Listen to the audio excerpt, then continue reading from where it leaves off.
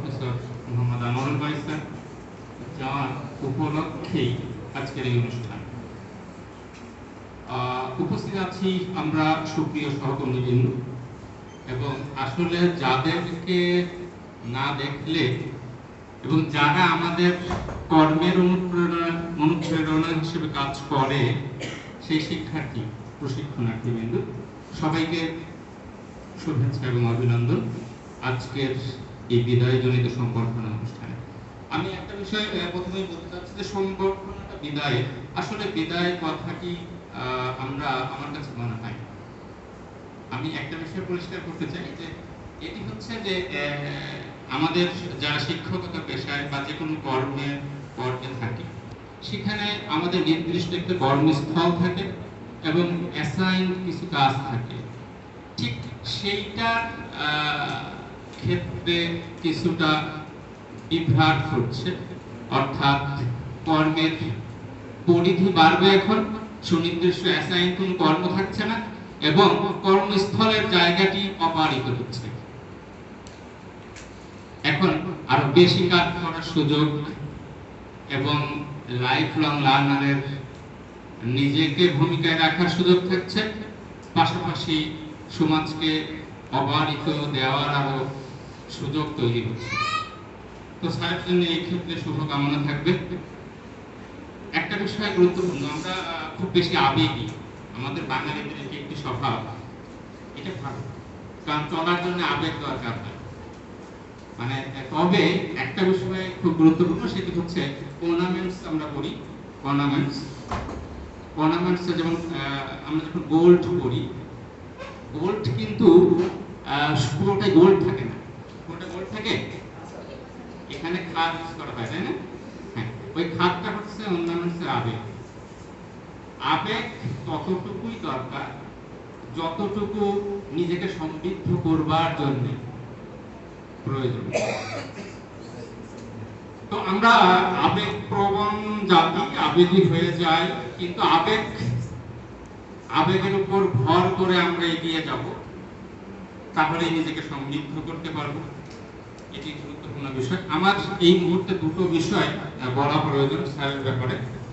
একটা বিষয় হচ্ছে শুদ্ধ উচ্চারণে কথা বলা, এটি স্যারের গুরুত্বপূর্ণ একটা বৈশিষ্ট্য ছিল, যেটি অ্যাজ এ টিচার খুব দরকার। আরেকটা বিষয় হলো হাসি মুখে কথা বলা। আমরা ওই যখন অ্যাডমিশন পরবর্তী ভাইবা শুরু হলো, চাকরির জন্য শুরু হলো, তখন আমরা অনেকের সাথে শুনতাম, বলতেন যে good face is the best level.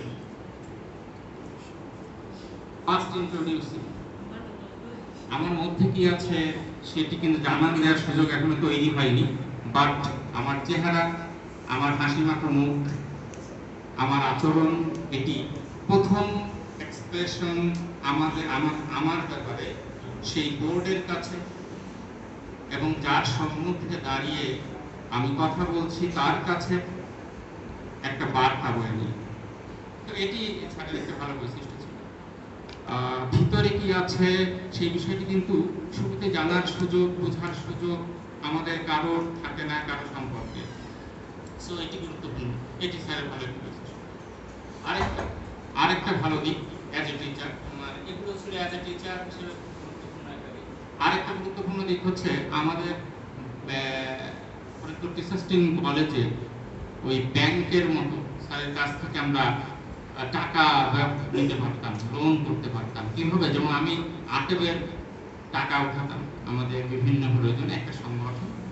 তো অনেক সময় ওই টাকার একটা অ্যাডজাস্টমেন্ট তৈরি করার জন্য দেখা গেল কারো কাছ থেকে এখন নিতে পারছি না, হয়তো তার কাছে এই মুহূর্তে টাকা নেই, স্যার সেটিকে মেক আপ করতেন এবং পরবর্তীতে ওটি তিনি অ্যাডজাস্ট করতেন। তো এই বিষয়গুলো স্মরণ রাখবার মতো, এই বিষয়গুলো সামনে চলে আসে এবং এই বিষয়গুলোতে যখন আবার সামনে চলে আসবে স্যারের অনুপস্থিতিতে, তখন কথাগুলো স্যারকে তার অভাব বোধটা কাজ করবে আমাদের মধ্যে। এটি একটি বিষয়। তবে একটা বিষয় বলে দিই, আমাদের জীবনে যত প্রফেশন আছে, আমরা তত প্রফেশনকে ধারণ করি। শিক্ষকতা প্রফেশন আসলে এটা এক মানে অদ্ভুত রকমের এক প্রফেশন। আমরা যদি বলি ওই কৃষক কি করে, কৃষক কি করে, একজন কৃষক কি করে, কি করে, জমি চাষ করে। আর শিক্ষক কি চাষ করেন? মানুষ চাষ করে। তো এটি ভেরি মাচ চ্যালেঞ্জিং, এটি ভেরি মাচ চ্যালেঞ্জিং। অনেক কিছু বুঝতে হয়, অনেক কিছু বুঝতে হয়। তবে একটা বিষয় আমি আমাকে দিয়ে বিচার করি, আমি প্রথমত আমি নিজেকে দিয়ে বিচার করি। একটা বিষয় যে শিক্ষার্থীরা যখন সাফল্যের চূড়ায় যায়, তখন একমাত্র এই প্রফেশনাল যারা আছেন, এই শিক্ষকদের হৃদয় মন প্রাণ নেচে হচ্ছে আনন্দে। এটা মনের অজান্তে। যেমন আমি আমার নিজের সন্তানের ক্ষেত্রে যেমনটি আশা করি যে সর্বোচ্চ ভালোটি করুক, ঠিক এই শিক্ষার্থীদের কাছ থেকেও সর্বোচ্চ ভালোটি করুক সেটা প্রত্যাশা থাকে। এবং সেটা যখন সে করে দেখাতে পারে, তখন মনের অজান্তে আনন্দ উঠে যায় এবং সার্থকতার ঝুলি সমৃদ্ধ হয়। আমার সেই কান্ডারি, আমাদের এই একই পথের পথিক আজকে স্যারের সেই জবনিকাপাত, এই কর্মের জবনিকাপাত হচ্ছে আনুষ্ঠানিক আবহে ছিল, সেই আনুষ্ঠানিক আবহে।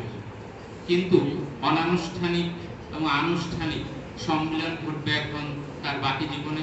এবং সেই সাফল্য আমার আগামী যে প্রজন্ম থাকবে, স্কুল কলেজ এবং সমাজে, তারা সেই সাফল্য, সেই অংশীদার, সেই সাফল্যের অংশীদারে স্যারের কন্ট্রিবিউশন আরও থাক, স্যার বাকি জীবন সাফল্যময় হয়ে উঠুক এবং আনন্দে কাটুক।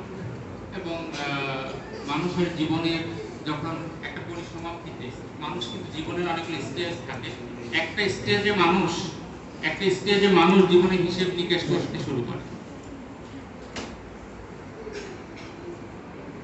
সেই স্টেজে মানুষ পিছনে ফিরে আসতে পারে না, বাট সেখান থেকে সে নতুন করে চাইলে যতদিন এই ইহধামে মানুষের জীবন থাকে, ততদিন সে যতটা পারে সাফল্যের চূড়ায় যাওয়ার চেষ্টা করতে পারে। এবং সেটি স্যারের সেই চেষ্টা, আমাদের সবার সেই চেষ্টা স্যারের অব্যাহত থাক, আমাদের সবার অব্যাহত থাক, এই আশাবাদ ব্যক্ত করে আমার প্রিয় শিক্ষার্থীদের এ ধরনের একটি অনুষ্ঠান থেকে নতুন কিছু নেওয়ার আহ্বান জানিয়ে এখানে আল্লাহ হাফেজ।